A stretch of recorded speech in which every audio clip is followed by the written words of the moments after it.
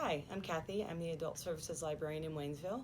And for this month's episode of What Should I Read Next, I thought what I would do is pick out a few books for you in some very popular genres: literary fiction, mystery, and horror.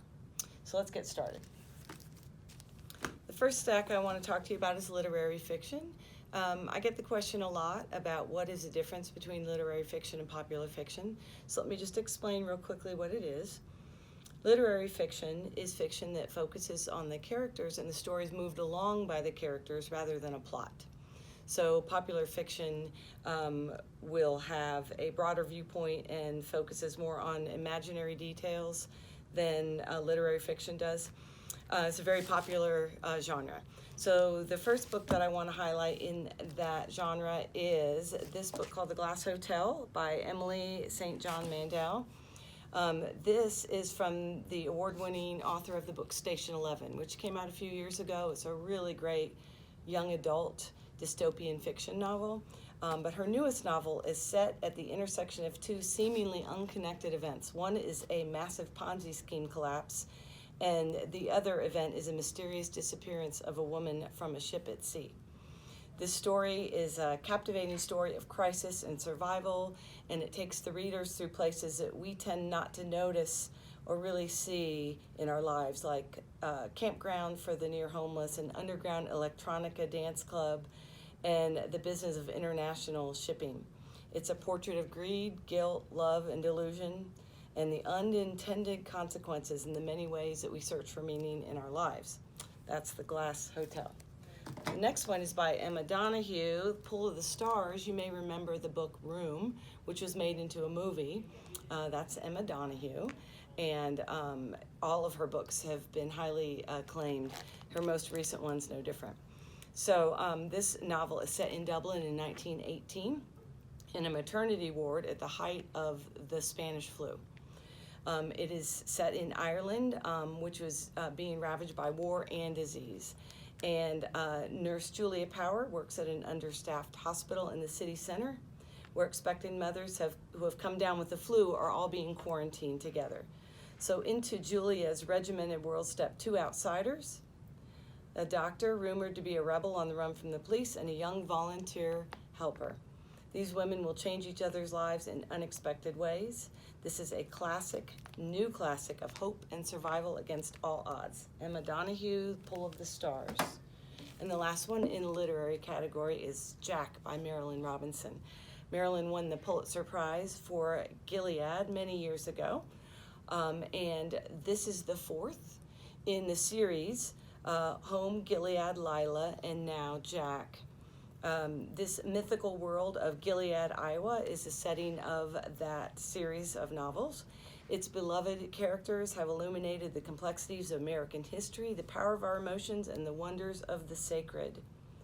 So Jack is the fourth in this series, and it tells a story of John Ames, Jack, the prodigal son of Gilead's Presbyterian minister, and his romance with Della Miles, a high school teacher who is also the daughter of a preacher. Their interracial romance resonates with all the paradoxes of American life then and now. Fabulous book. Highly recommend it. The next series is Mystery. First one is One by One by Ruth Ware. You may know her from The Turn of the Key or In a Dark Wood. She's returned with another suspenseful thriller set on a snow-covered mountain. So getting snowed in at a luxurious rustic ski chalet doesn't sound too bad, right? Especially when there's a breathtaking vista, full-service chef and housekeeper, and a cozy fire to keep you warm, and others to keep you company, unless the company happens to be 8 co-workers, each with something to gain, something to lose, and something to hide. There's a storm brewing outside the chalet, but it's no match for the one that's brewing inside. As each hour passes, panic mounts, the chalet grows colder, and the group dwindles further and further, one by one. It's Ruth Ware, One by One.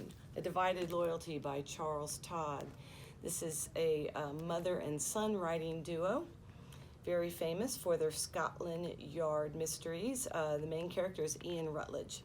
He is assigned to one of the most baffling investigations of his career, an unsolved murder with an unidentified victim and a cold trail. He eventually discovers an unexplained clue that seems to point towards an impossible solution. If he pursues it and he's wrong, he will draw the wrath of the Scotland Yard down on himself. The easy answer is just to let the first verdict stand. Person or persons unknown. But what about the victim?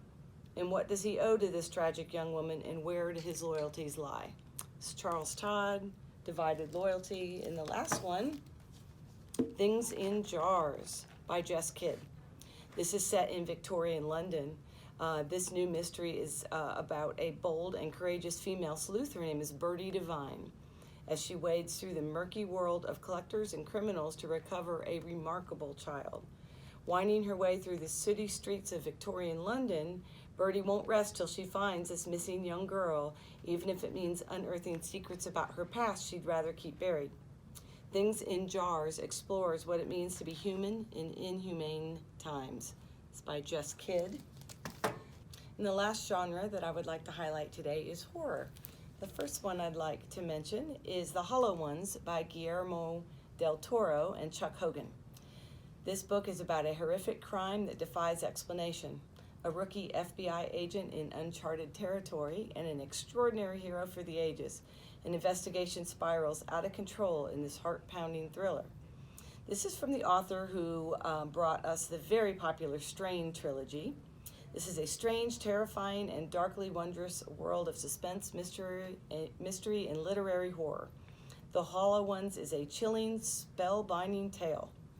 This is an original new fable from Academy Award-winning director Guillermo del Toro and the best-selling author Chuck Hogan. Features our most fascinating character yet. Next one is by Stephen King. This one is called If It Bleeds. This is from the best-selling author, legendary storyteller, and master of short fiction, Stephen King. This is an extraordinary collection of 4 new and compelling novellas, each pulling you into intriguing and frightening places. The novella is a form that Stephen King has returned to over and over in the course of his career because he's so good at it. And many of his short stories have been made into films, such as The Body, which is Stand By Me, and Rita Hayworth and Shawshank Redemption, which was made into the movie Shawshank Redemption. If It Bleeds is a uniquely satisfying collection of longer short fiction by the master of horror. And the last one today that I would like to highlight is The Only Good Indians by Stephen Graham Jones. Stephen Graham Jones is a USA Today bestseller and a Publishers Weekly Best Book of the Year. A tale of revenge, cultural identity, and the cost of breaking from tradition. This is the latest novel by Stephen Graham Jones. Seamlessly blending classic horror and dramatic narrative mixed with sharp social commentary. The Only Good Indians follows 4 American Indian men after a disturbing event from their youth puts them in a desperate struggle for their lives. Tracked by an entity bent on revenge, these childhood friends are helpless as the culture and traditions that they left behind catch up with them in a violent and vengeful way. I hope I was able to help you find your next great book. For a list of these books, you can access it at haywoodlibrary.org. And if you have any questions at all, email me at the email address you see below. And thanks for watching.